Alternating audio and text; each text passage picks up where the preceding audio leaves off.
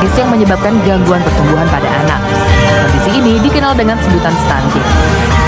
Kapan stuntingnya akan selesai kalau caranya seperti ini? Buruknya sanitasi lingkungan jadi faktor lain lambatnya tumbuh kembang anak atau stunting. Ya, kasus stunting tahun 2024 turun menjadi 14%.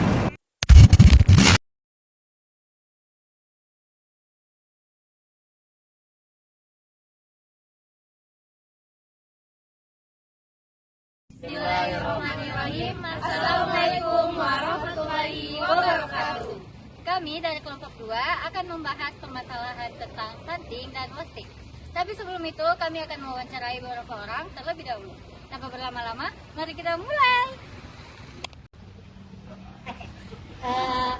Kak, boleh kita wawancarai? Sebelumnya saya bersama dengan Kak Sasa dari Fakultas Sains dan Teknologi. Kak Abdullah, di sini kan kita mau bahas tentang stunting dan wasting. Kak Abdullah tahu nggak apa itu stunting dan wasting? Mungkin saya cuma paham sedikit ya. Karena stunting itu merupakan gangguan pertumbuhan yang dialami seorang anak sehingga membuat pertumbuhan tinggi itu terganggu. Sedangkan wasting bisa dibilang juga hampir sama, tapi ini kekurangan gizi aja, tapi bisa dilihat ini dari berat badannya yang rendah dibanding tinggi badannya. Ada lagi Kak? Dan saya pahami seperti itu. Silakan ya Kak, semoga lancar selalu kuliahnya. Oke guys, gitu. Mari kita lanjut lagi channel lain. Kita ke orang selanjutnya. Halo, izin wawancara ya Kak. Sebelumnya saya bersama kakak siapa? Agus, Nasril. Oke, Kak Agus dan Kak Asril, saya boleh tanya enggak? Kakak tahu enggak sih penyebab orang terkena stunting dan wasting? Stunting, setahu saya itu penyebab stunting itu kurangnya asupan gizi. Kalau wasting itu kayak lingkungan di sekitarnya itu kotor sih, kayak lingkungan hidupnya kurang. Stunting itu kekurangan cara pola makannya yang kurang sehat dan kurang bergizi.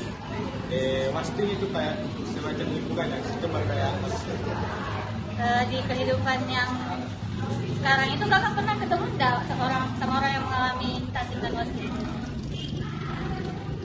kalau stunting saya pernah. Oh, iya. Kak? Saya kayaknya enggak deh. Makasih ya Kak, sebelumnya semangat kuliahnya. Ya. Setelah melakukan wawancara tadi, ternyata masih banyak orang yang minim pengetahuan tentang stunting juga wasting.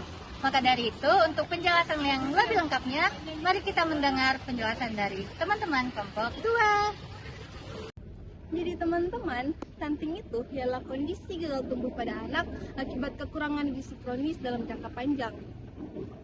Terutama pada 1000 hari pertama kehidupan sejak anak masih berada dalam janin hingga berusia 2 tahun.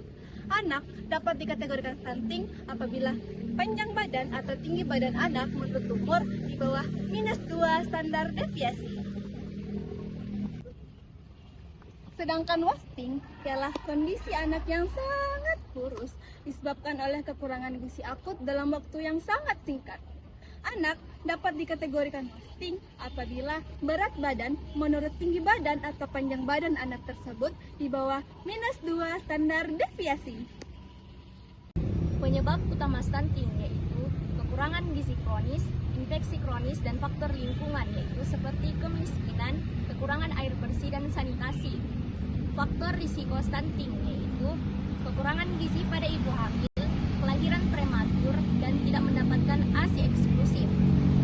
Penyebab utama wasting yaitu kekurangan gizi akut dan infeksi akut yaitu seperti malaria, pneumonia, dan diare. Faktor risiko wasting yaitu kekurangan gizi, infeksi, dan tidak mendapatkan perawatan kesehatan yang memadai. Dampak stunting dan wasting tidak hanya soal fisik. Anak yang stunting dapat mengalami gangguan perkembangan otak, sulit fokus, mudah sakit, dan ketika dewasa produktivitasnya menurun. Sedangkan wasting dapat meningkatkan risiko kematian pada anak balita. Keduanya merampas masa depan seorang anak. Pencegahan harus dimulai sejak dini. Untuk ibu hamil, penting untuk menjaga asupan gizi, minum tablet tambah darah, dan rutin kontrol ke fasilitas kesehatan. Setelah bayi lahir, lakukan IMD dan beri ASI eksklusif 0-6 bulan, lalu empasi yang bergizi dan seimbang. Jangan lupa kebersihan lingkungan, cuci tangan pakai sabun, dan imunisasi yang lengkap. Penanggulangan. Jika anak sudah menunjukkan tanda stunting dan wasting, maka penanganannya harus cepat. Dimulai dari pemeriksaan rutin di posyandu, rujukan ke puskesmas, pemberian makanan tambahan yang sesuai standar, pengobatan infeksi yang mungkin ada, sampai ke pemantauan pertumbuhan setiap bulan. Ingat, jika semakin cepat diintervensi, maka semakin besar kemungkinan anak pulih. Upaya mengatasi stunting dan wasting punya 4 sasaran. Yang pertama ada promotif seperti edukasi gizi, yang kedua ada preventif seperti pemberian tablet tambah darah, yang ketiga ada kuratif yaitu pengobatan penyakit, yang keempat rehabilitatif yaitu pemulihan jangka panjang. Dalam Islam, menjaga kesehatan adalah sebagian dari amanah. Rasulullah SAW mengajarkan kita untuk memakan makanan yang halal dan baik, halalan thayyiban. Dalam Islam juga, kita sangat ditekankan untuk menjaga kebersihan. Sebagaimana dalam Al-Qur'an, an-nazafatu minal iman. Kebersihan adalah sebagian daripada iman. Dengan menjaga gizi, kesehatan, dan kebersihan anak, kita sedang menjalankan perintah agama dan menjaga generasi umat. Stunting dan wasting bisa kita cegah kalau kita peduli. Ayo jaga generasi. Bersama kita wujudkan anak Indonesia yang sehat dan kuat. Top 5 mahasiswa Win. Pemulihan jangka panjang. Harus.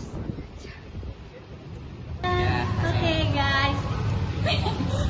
Stunting dan wasting bisa kita cegah kalau kita peduli. Ayo jaga generasi.